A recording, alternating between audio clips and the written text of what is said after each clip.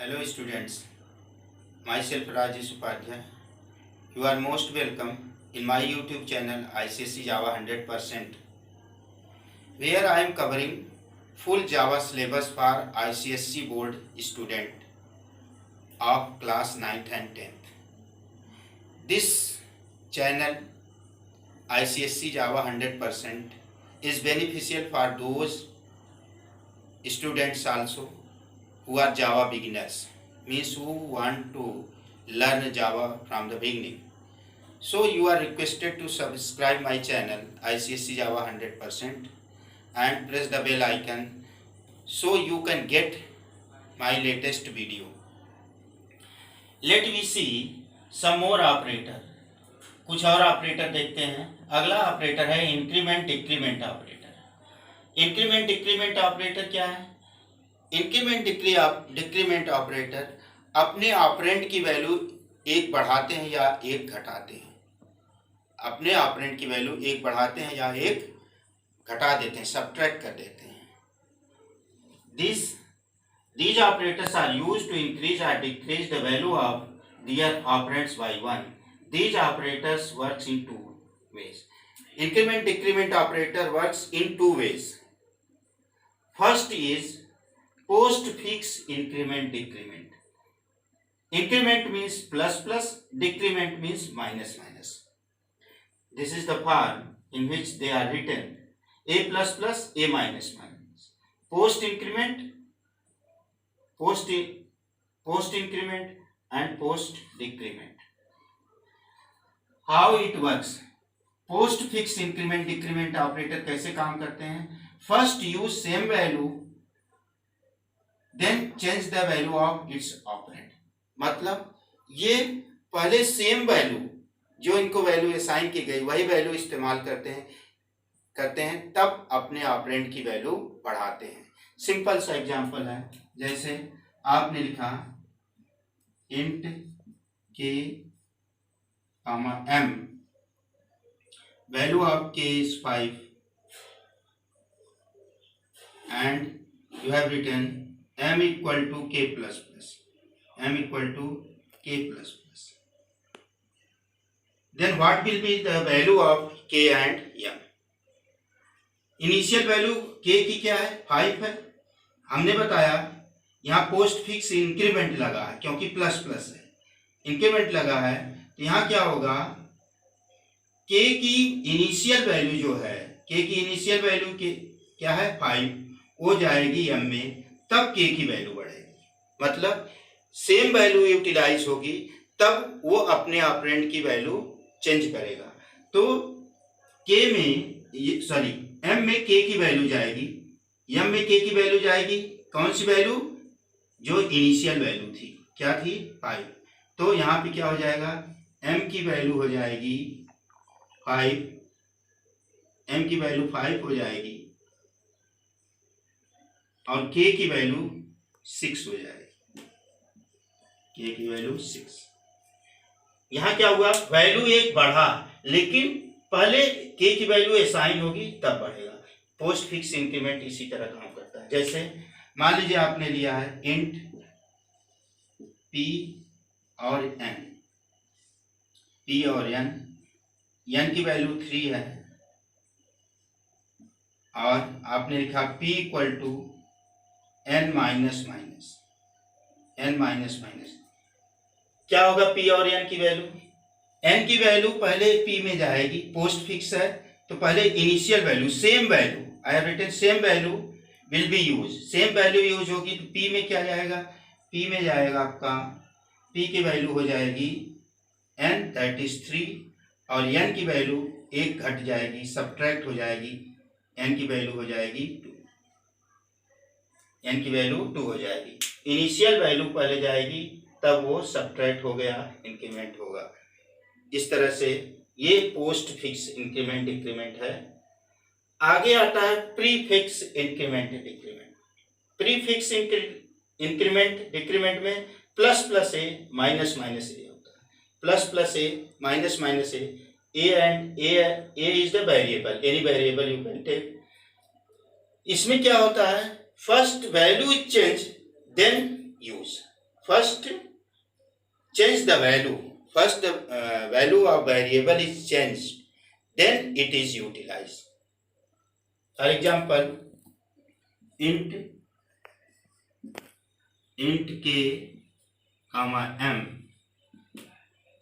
k equal to 3 and m equal to plus k. यहां क्या हो जाएगा? प्लस के पहले k की वैल्यू बढ़ेगी, k की वैल्यू बढ़ जाएगी, कितना हो जाएगी? 4 हो जाएगी। k की वैल्यू 3 है, प्लस के 4 हो जाएगा, तब वो m में जाएगा। यानी इसमें क्या होगा? k की वैल्यू भी 4 हो जाएगी और m की वैल्यू भी 4 होगी, क्योंकि इसमें पहले क्या होगा? वैल्यू चेंज होगी, वैल्यू चेंज हो जाएगी, k की वैल्यू कितनी हो जाएगी? 4, और वो m में जाएगा। इस तरह से क्या हो जाएगा? बढ़ी हुई वैल्यू असाइन होगी, तो ये हो जाएगा k equal to m equal to 4, k equal to 4 और m इक्वल टू 4। इसी तरह सब डिक्रीमेंट में भी होता, प्रीफिक्स डिक्रीमेंट में। मान लीजिए आपने लिया है इंट m कामा n और m की वैल्यू है 6, आपने लिखा है n equal to minus m। Minus m means क्या होगा? पहले अपडेट होगा, पहले चेंज होगा तो m की वैल्यू क्या हो जाएगी? 5 और वही n में जाएगा। यानी दोनों की वैल्यू, m की वैल्यू और n की value, m equal to n equal to 6, दोनों की सेम वैल्यू होगी। यहाँ मैंने एक साथ दिखा दिया, m की भी वैल्यू और n की वैल्यू जो होगी 5 होगी, सब्ट्रैक्ट होगा, ये हो जाएगा 5 और 5 उसमें जाएगा, क्योंकि डिक्रीमेंट लगा है तो पहले सब्ट्रैक्ट होगा। ये इंक्रीमेंट डिक्रीमेंट से आउटपुट में, ऑपरेटर में आउटपुट के क्वेश्चन आते हैं, जिसको हम अभी डिस्कस करते हैं। अभी मैंने जस्ट समझाया है, अभी इसके कुछ एग्जांपल लेते हैं। एक और चीज देख लेते हैं, short hand assignment. Short hand assignment क्या है? इसको शॉर्टकट में असाइन कर सकते हैं, जैसे a इक्वल टू a+5, ये लॉन्ग कट असाइनमेंट है। इसको शॉर्ट में, इसी को हम शॉर्ट में ये लिख सकते हैं a+ इक्वल टू 5। मतलब अगर इस तरह से दिया है a+ इक्वल टू 5, इसका मतलब हुआ a इक्वल टू a+5, यानी a में 5 जुड़ के वो a में जाएगा। इसी तरह a- इक्वल टू 10, इसका मतलब क्या होगा? इसका मतलब हुआ a इक्वल टू उल्टा हो गया, यहाँ पे हुआ आपका, आपने लिखा a इक्वल टू a-10 को शॉर्टकट में हम लिख सकते हैं a- इक्वल टू 10। मतलब इस तरह से अगर दिया तो इसको इस तरह से लिख, ये शॉर्ट हैंड असाइनमेंट, इसको शॉर्ट हैंड असाइनमेंट बोलते हैं। तो इसके अब हम देखते हैं, इस पे कुछ आपका आउटपुट निकालने का एक्सरसाइज करते हैं, जिसमें से क्वेश्चन अक्सर आते हैं। देखते हैं हम उसको।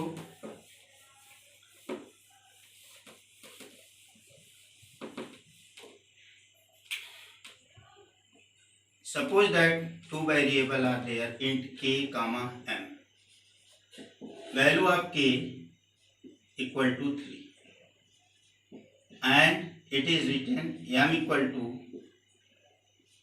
k plus plus plus minus k plus k plus plus। अब आपसे पूछ दिया गया क्वेश्चन में, इसमें पूछ दिया गया कि इसका k और m की वैल्यू क्या होगी, what will be the value of k and m।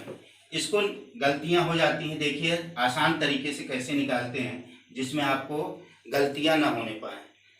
सबसे पहले क्या करेंगे, k प्लस प्लस क्या कहता है? k प्लस प्लस ये कहता है कि first use then change, first use then change means k की वैल्यू हम 3 यूज कर लेंगे, k की वैल्यू 3 यूज कर लेंगे और k की वैल्यू फिर से क्या हो जाएगी? बढ़ जाएगी। क्या हो जाएगी 4। k प्लस प्लस मीन्स 3 लिखने के बाद k बढ़ेगा तो k की वैल्यू क्या हो जाएगी 4 प्लस माइनस माइनस k, ये क्या है प्रीफिक्स है और डिक्रीमेंट है मीन्स घटेगा, और प्रीफिक्स में क्या होता है first change then use, first change then use means k की वैल्यू क्या हो जाएगी माइनस माइनस k, ये हो जाएगा 3 और वही 3 लिखा जाएगा। फिर प्लस क्या है k plus plus means first use then change, first use then change, what is the value of k 3, then it will increment, k की वैल्यू क्या हो जाएगी 4।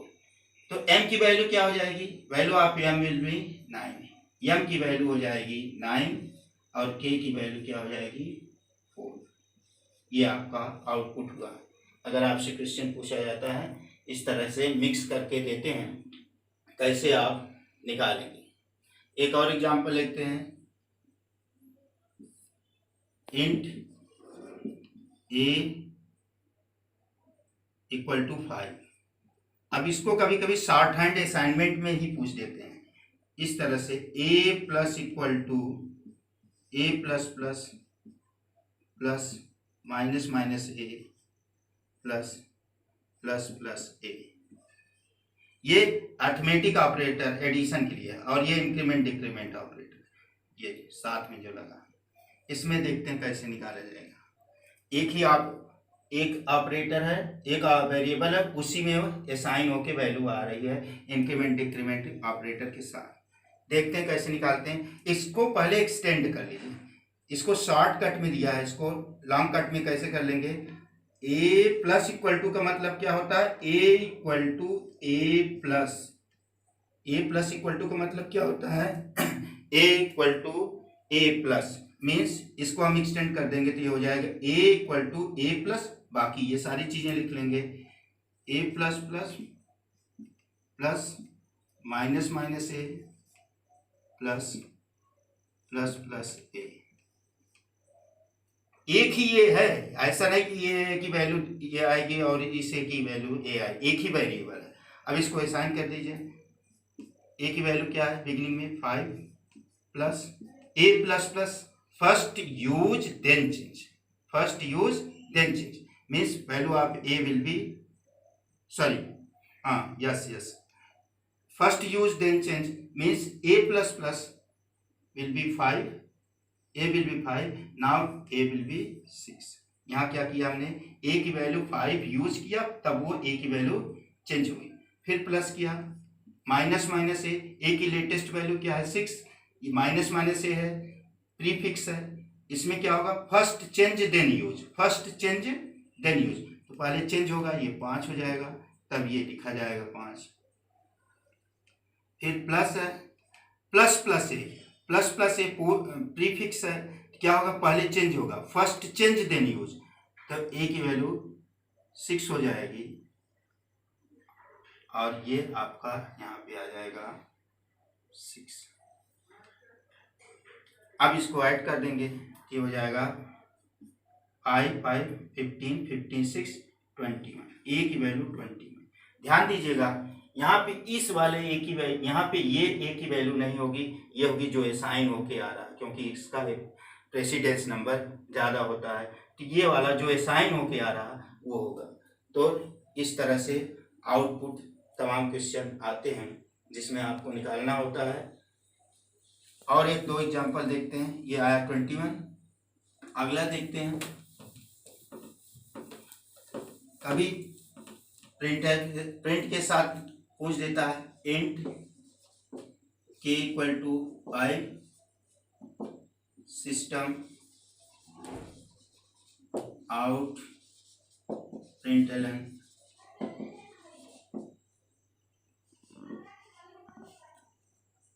k plus plus system dot out dot println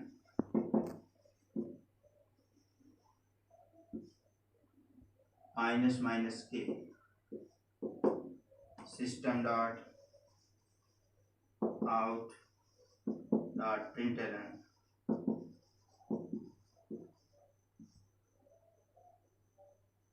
k के सीधे system dot out dot println k plus plus means first use then change, first use then change. तो यहाँ पे क्या प्रिंट आउटपुट आएगा, यहाँ पे आएगा 5 फर्स्ट यूज, यानी प्रिंट कर देगा के की वैल्यू, इनिशियल वैल्यू।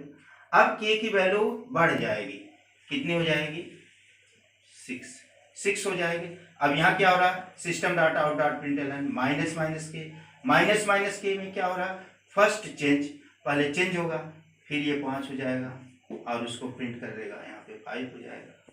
अब फिर यहाँ पे system dot out dot println के की लेटेस्ट वैल्यू क्या है 5, ये 5 प्रिंट कर देगा।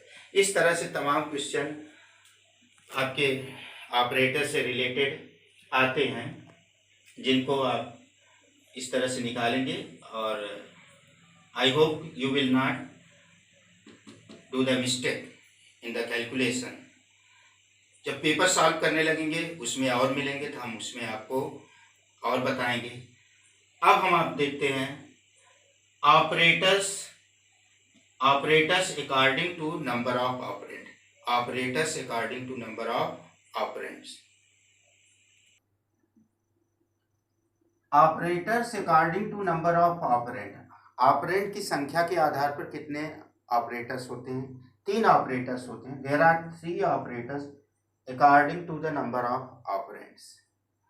पहला है unary operator, unary means 1, it has only 1 operand. ऐसा ऑपरेटर जिसमें केवल एक ऑपरेंड हो उसे यूनरी ऑपरेटर बोलते हैं। जैसे increment decrement, A plus plus a minus minus, ये यूनरी ऑपरेटर है क्योंकि इसमें एक ही ऑपरेंड इस्तेमाल होता है। Binary operator, it has 2 operands, इसमें 2 ऑपरेंड्स होते हैं। जैसे 5 प्लस 3, 2 ऑपरेंड है 5 और 3। यहाँ प्लस क्या है, बाइनरी का काम कर रहा है, बाइनरी क्योंकि इसके 2 ऑपरेंड हैं इसलिए यह बाइनरी ऑपरेटर होगा।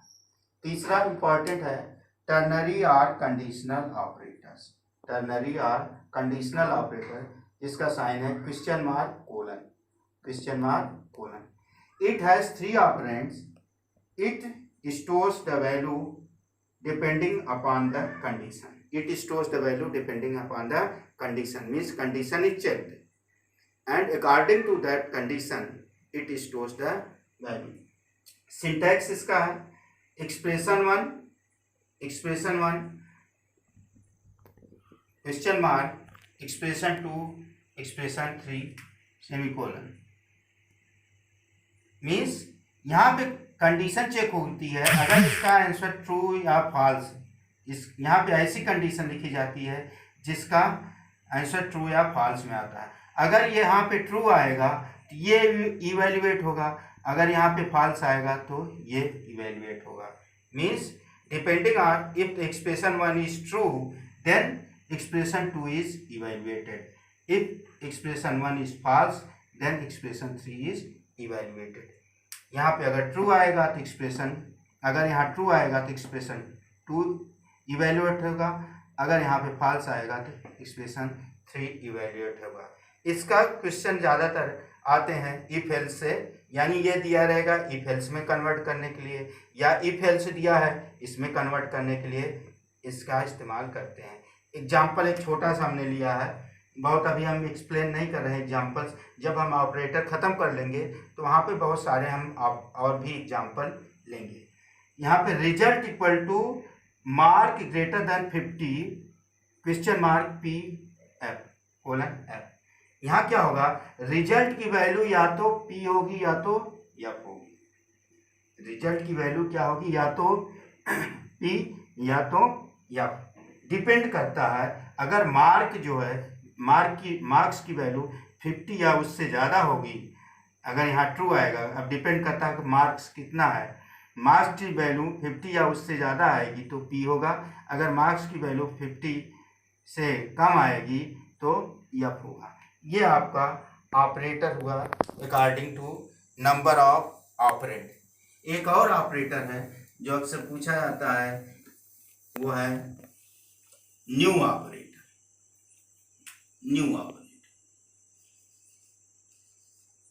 New operator.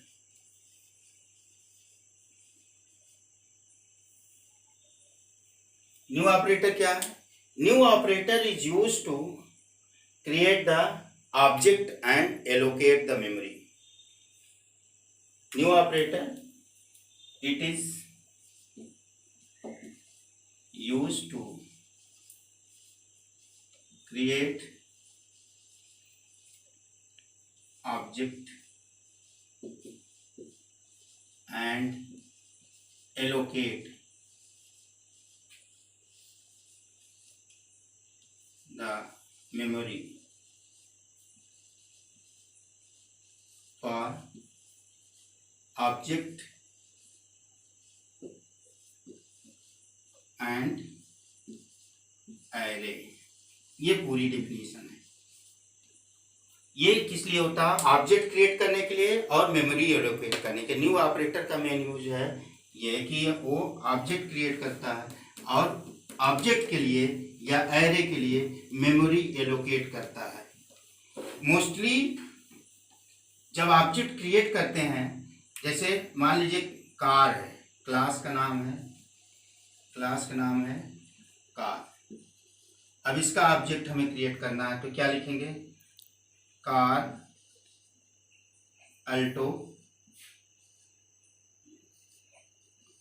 Equal to new car. इस तरह से ऑब्जेक्ट क्रिएट हो। ये कार क्या है? एक क्लास है, क्लास का नाम क्या है? कार। तो लिखेंगे कार, इसके बाद ऑब्जेक्ट का नाम जो भी आप देना चाहते हैं ऑब्जेक्ट का नाम, ये क्रिएट हो जाएगा ऑब्जेक्ट तो केवल इतने से ही क्रिएट हो जाएगा, कार अल्टो से। यहाँ सेमीकोलन लगा देंगे तो इतने से ही आपका क्रिएट हो जाएगा कार अल्टो से, लेकिन मेमोरी एलोकेट नहीं होगी, तो इसलिए न्यू होता है। मेन यूज तो इसका काम है मेमोरी एलोकेट करना, क्योंकि ऑब्जेक्ट बनाए के बिना मेमोरी एलोकेशन का कोई इस्तेमाल नहीं हो पाएगा। इसलिए इसकी डिफिनीशन में ये लिख दिया जाता है पूरा, it is use to create object and allocate the memory for object and array. Array की भी मेमोरी एलोकेट करने के लिए होता है। एरे नया लेसन है, वहाँ पे जब पढ़ाएंगे तो वहाँ पे बताएंगे। अभी आप केवल इतना से समझ लीजिए कि कैसे ऑब्जेक्ट क्रिएट करते हैं। जो भी क्लास है तो उसका नाम लिखिए, एक ऑब्जेक्ट का नाम लिख दीजिए अपने मन से, इसके बाद न्यू, फिर से उस क्लास का नाम। इस तरह से ये ऑपरेटर हुए आपके। अब और इस तरह से बहुत सारे और ऑपरेटर हैं, लेकिन उनका यूज नहीं है आपके कोर्स में। और इसके बाद मैथमेटिकल फंक्शंस आता है। मैथमेटिकल फंक्शंस कवर करने के बाद फिर हम ऑपरेटर्स के आउटपुट पर चर्चा करेंगे अगले वीडियो में। Thank you.